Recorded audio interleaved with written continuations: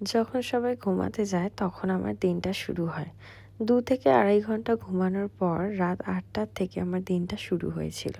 তারপর সারা রাত যখন আমি ফ্লাই করে শেষে ল্যান্ড করার পর ঘুম চোখে এত সুন্দর একটা আনএক্সপেক্টেড ভিউ দেখি, তখন কারই না দিনটা খুবই সুন্দর হয়ে যায়।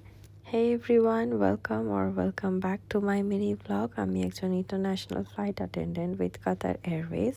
চলো তোমাদেরকে নিয়ে যাই আফ্রিকার নাইজেরিয়া আবুজাতে। আফ্রিকা সবসময় আমার মনের একটা অদ্ভুত স্পেশাল জায়গা নিয়ে থাকে। যখনই আমি আফ্রিকাতে আসি জানি না কেন একটা অন্যই রকম ফিলিংস হয়।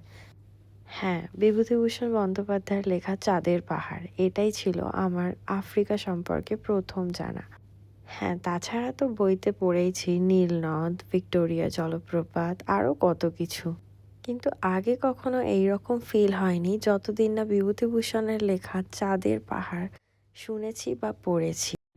তারপর থেকে আমি যতবারই আফ্রিকায় এসেছি সে যে কি এক অনুভূতি মুখে বলে ভাষায় প্রকাশ করা সম্ভব নয়। এত কথা বলতে বলতে রাস্তায় আসা ছোট ছোট পাহাড়গুলো এবং আমার রুমটা দুটোই তোমাদেরকে দেখিয়ে দিলাম। স্বপ্ন যখন সত্যি হয় তখন এক ধরনের অনুভূতি, সে অনুভূতি মুখে ভাষায় কথায় কোনোভাবেই প্রায় অসম্ভব। তাই যতবারই আমি আফ্রিকায় এসেছি বা আসবো বলে ভেবেছি, সে যে কি এক অদ্ভুত আশ্চর্যকর মনের ভেতর উথাল পাতাল, তা ভাষায় প্রকাশ করা সত্যিই আমার সাধ্যের বাইরে।